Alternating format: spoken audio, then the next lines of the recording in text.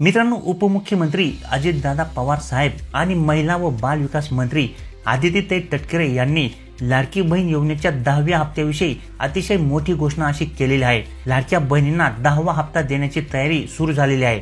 होय मित्रांनो, लाडक्या बहिणींना 10वा हप्ता देण्याची तयारी शासनाकडून आता सुरू झाली असून 30 मार्च रविवारी गुढीपाडवा निमित्त लाडक्या बहिणींना सकाळी 7 वाजेपासून लाडकी बहीण योजनेच्या 10व्या हप्त्याचे वितरण हे सुरू होणार आहे। होय मित्रांनो, 30 मार्च रविवारी सुट्टी असली तरी देखील या ठिकाणी सकाळी 7 वाजेपासून लाडक्या बहिणीच्या बँक खात्यावरती 10व्या हप्त्याचे 2100 रुपये जमा होण्यास सुरुवात होणार आहे। 30 मार्च रोजी गुढीपाडवा आहे, सणाचा दिवस आहे, म्हणून लाडक्या बहिणींना या 8 बँकांमध्ये त्या दिवशी सुट्टी असली तरी देखील लाडकी बहीण योजनेचा 10वा हप्ता सरकारकडून जमा केला जाणार आहे।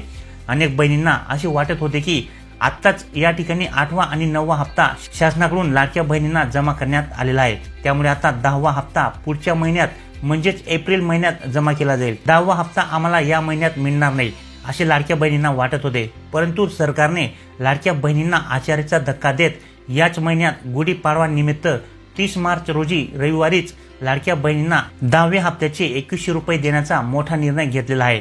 त्या दिवशी रविवार आहे, सुट्टी आहे, तरी देखील लाडक्या बहिणींचे जर या 8 बँकांमध्ये खाते असेल तर तुम्हाला 100% त्या दिवशी 30 मार्च रोजी लाडकी बहीण योजनेचे 10व्या हप्त्याचे पैसे हे जमा केले जाणार आहेत। परंतु 30 मार्च रोजी गुढीपाडवा आहे, तसेच रविवार देखील आहे, त्या दिवशी सुट्टी असल्या कारणाने अनेक बँकांमध्ये हे पैसे जमा होऊ शकणार नाहीत। केवळ या 8 बँकांमध्येच 30 मार्चला लाडकी बहीण योजनेचे 10व्या हप्त्याचे 2100 रुपये जमा होणार आहेत। उर्वरित सर्व बँकांमध्ये दुसऱ्या दिवसापासून हे पैसे जमा होतील। ज्या बहिणींचे बँक खाते या 8 बँकांमध्ये असेल अशा बहिणींनी या ठिकाणी त्यांचे पैसे एटीएम कार्ड वापरून, फोन पे वापरून किंवा UPI वापरून तुम्ही त्या दिवशी देखील काढू शकता। आता या 8 बँका कोणत्या आहेत तर त्यांची लिस्ट देखील या ठिकाणी प्रशासनाकडून जारी करण्यात आलेली आहे। परंतु लक्षात घ्या, जर तुमचे खाते या 8 बँकांमध्ये असेल आणि तरी देखील तुम्हाला लाडकी बहीण योजनेचे पैसे 30 मार्च रोजी जमा झाले नाहीत तर तुमचे नाव अपात्रतेच्या यादीत तर आलेले नाहीये ना, हे नक्की चेक करा। कारण की मित्रांनो, आता लाडकी बहीण योजनेअंतर्गत या ठिकाणी शासनाकडून पडताळणी ही सुरू आहे, त्यामुळे अनेक बहिणींना या ठिकाणी अपात्र केले जात आहे। म्हणजे ज्या बहिणी या योजनेसाठी खरोखर पात्र आहेत त्याच बहिणींना या योजनेचा लाभ दिला जाणार आहे। ज्या बहिणींची परिस्थिती ही या ठिकाणी चांगली आहे, तसेच ज्या बहिणी या योजनेच्या नियमांमध्ये बसत नाहीत अशा बहिणींना या ठिकाणी अपात्र केले जात आहे। जवळपास 60 लाखांच्या आसपास महिलांना लाडकी बहीण योजनेतून बाहेर काढण्यात आलेला आहे, कारण की त्या महिला या योजनेसाठी अपात्र होत्या। तर या अपात्र महिला नक्की कोणत्या तर पहा, जर तुमच्या नावावरती शेतजमीन असेल आणि तुम्हाला नमो शेतकरी महासन्मान निधी योजनेचे पैसे यापूर्वी मिळालेले असतील किंवा आता सध्या देखील मिळत असतील तर तुम्ही या योजनेसाठी अपात्र ठरता। नमो शेतकरी महासन्मान निधी योजनेत शेतकऱ्यांना दरवर्षी 6000 रुपये मिळतात। हे 6000 रुपये 3 टप्प्यांमध्ये वाटप केले जातात। प्रत्येक 4 महिन्याला 2-2 हजार रुपये शेतकऱ्यांच्या बँक खात्यावरती जमा केले जातात। यात महिला व पुरुष असे दोघेही लाभार्थी म्हणून लाभ घेतात। नमो शेतकरी महासन्मान निधी योजना ही केंद्र सरकारची एक महत्त्वाकांक्षी अशी योजना आहे। जर एखाद्या महिलेच्या नावावरती शेतजमीन असेल अशा शेतकरी महिलेला देखील हे पैसे मिळतात। लाडक्या बहिणींनो, जर तुम्ही देखील शेतकरी महिला असाल आणि तुम्हाला नमो शेतकरी महासन्मान निधी योजनेचे पैसे मिळालेले असतील तर आता इथून पुढे तुम्हाला लाडकी बहीण योजनेअंतर्गत जो काही लाभ मिळत आहे तो या ठिकाणी पूर्ण 1500 रुपये न मिळता फक्त 500 रुपये जमा होत जातील। आणि तुमच्या खात्यावरती जर मागे देखील 500 रुपये जमा झालेले असतील तर ते समजून घ्या की तुम्हाला ते लाडकी बहीण योजनेचेच पैसे आहेत, कारण की अगोदर तुम्हाला या ठिकाणी नमो शेतकरी महासन्मान निधी योजनेचे पैसे देखील मिळत आहेत। त्याचप्रमाणे ज्या महिला या ठिकाणी संजय गांधी निराधार अनुदान योजनेचा लाभ घेत आहेत अशा महिला देखील आता या योजनेमध्ये अपात्र ठरणार आहेत, त्यांना देखील आता योजनेतून बाहेर काढले जाणार आहे। त्यामुळे अशा अनेक महिला आहेत की ज्या अगोदरच दुसऱ्या एखादी सरकारी योजनेचा या ठिकाणी लाभ घेत आहेत आणि तरी देखील त्यांनी लाडकी बहीण योजनेमध्ये फॉर्म भरून या योजनेचे देखील लाभ घेत असतील तर आता मात्र अशा महिलांना या योजनेतून अपात्र केले जाणार आहे। तर मित्रांनो, आता आपण या ठिकाणी जाणून घेऊ की अशा कोणत्या 8 बँका आहेत की ज्यांच्यामध्ये या ठिकाणी 30 मार्च रोजी म्हणजेच गुढीपाडव्याच्या निमित्ताने सुट्टी असली तरी देखील या 8 बँकांमध्ये लाडकी बहीण योजनेचे 10व्या हप्त्याचे 2100 रुपये जमा केले जाणार आहेत। मित्रांनो, हे जाणून घेण्यापूर्वी जर तुम्ही अजूनपर्यंत आपल्या व्हिडिओला लाईक केले नसेल तर व्हिडिओला लाईक नक्की करा। तसेच तुमच्या मित्रांमध्ये सुद्धा हा व्हिडिओ जास्तीत जास्त शेअर करा। तसेच तुम्हाला आतापर्यंत किती हप्ते मिळाले आहेत, तसेच तुम्ही कोणत्या जिल्ह्यातून आहेत हे देखील आम्हाला या ठिकाणी कमेंट्स करून सांगा। तर चला मित्रांनो, या ठिकाणी जाणून घेऊया की अशा कोणत्या 8 बँका आहेत की ज्यांच्यामध्ये या ठिकाणी लाडकी बहीण योजनेचे पैसे हे जमा केले जाणार आहेत। तर मित्रांनो, पहिली जी काही बँक आहे ती या ठिकाणी सर्वत्र उपलब्ध असल्या कारणाने त्या बँकेमध्ये सर्वात जास्त खाते लाडक्या बहिणींनी उघडलेले आहे आणि ती बँक म्हणजे पोस्ट पेमेंट बँक.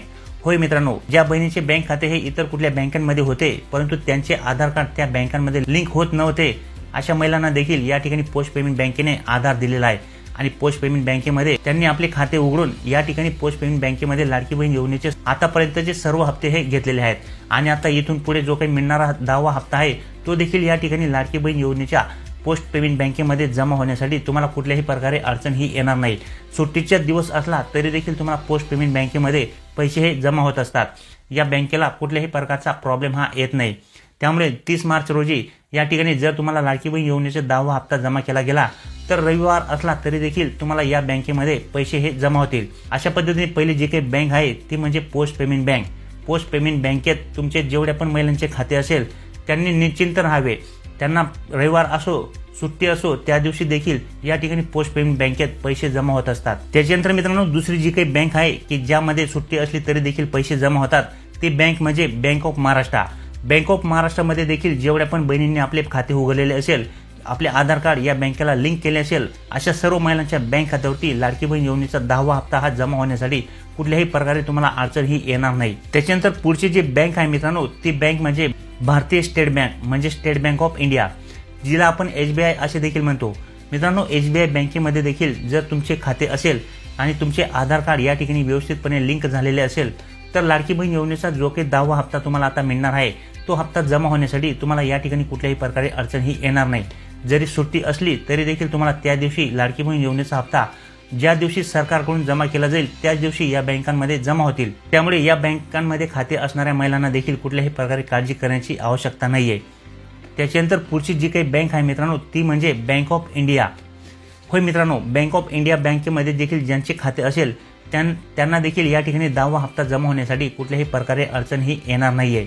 त्याच्यानंतर मित्रांनो पुढची जी काही बँक आहे ती म्हणजे HDFC बँक. HDFC बँकेत देखील बऱ्याचशा महिलांनी आपले खाते हे ओपन केलेले आहे.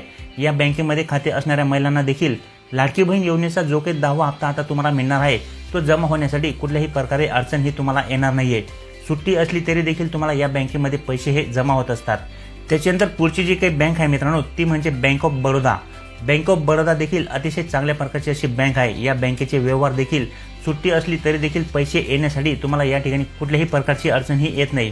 या बँकेत देखील पैसे जमा झाल्याबरोबर तुमच्या मोबाईलवरती या ठिकाणी SMS देखील येत असतो.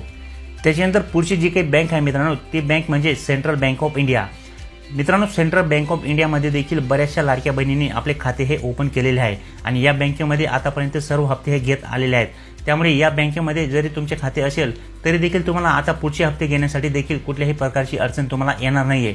त्यामुळे या बँकेमध्ये खाते असणाऱ्या महिलांनी देखील कुठल्याही प्रकारे काळजी करू नका. लाडकी बहीण योजनेचा जो काही 10वा हप्ता तुम्हाला मिळणार आहे तो या बँकेमध्ये जमा होण्यासाठी कुठल्याही प्रकारे अडचण तुम्हाला येणार नाहीये. त्याच्यानंतर मित्रांनो पुढची आणि शेवटची जी काही बँक आहे ती म्हणजे इंडियन बँक. मित्रांनो इंडियन बँकेत देखील तुम्हाला लाडकी बहीण योजनेचे जे काही 10व्या हप्त्याचे पैसे आहेत ते जमा होण्यासाठी कुठल्याही प्रकारे अडचण ही येणार नाहीये. या बँकेमध्ये तुमचे खाते असेल तरी देखील तुम्हाला काळजी करण्याची आवश्यकता नाही. 10व्या हप्त्याचे 2100 रुपये तुमच्या बँक खात्यावरती 100% जमा होणार आहेत. त्याचबरोबर मित्रांनो इतर बँकांमध्ये खाते असणाऱ्या महिलांनी देखील कुठल्याही प्रकारे काळजी करू नये. रविवारच्या दिवशी जरी तुमच्या बँक खात्यावरती या ठिकाणी पैसे जमा झाले नाहीत परंतु त्याच्या दुसऱ्या दिवशी तुमच्या बँक खात्यावरती या ठिकाणी 10व्या हप्त्याचे पैसे हे जमा होणार आहेत. त्यामुळे तुम्ही देखील या ठिकाणी कुठल्याही प्रकारे काळजी करू नका. जर या 8 बँकांमध्ये तुमचे खाते असेल तर चांगली गोष्ट आहे, परंतु या 8 बँकांव्यतिरिक्त जरी तुमचे खाते असेल तरी देखील तुम्हाला लाडकी बहीण योजनेचे जे काही 10व्या हप्त्याचे पैसे आहेत ते दुसऱ्या दिवशी लगेच जमा होतील.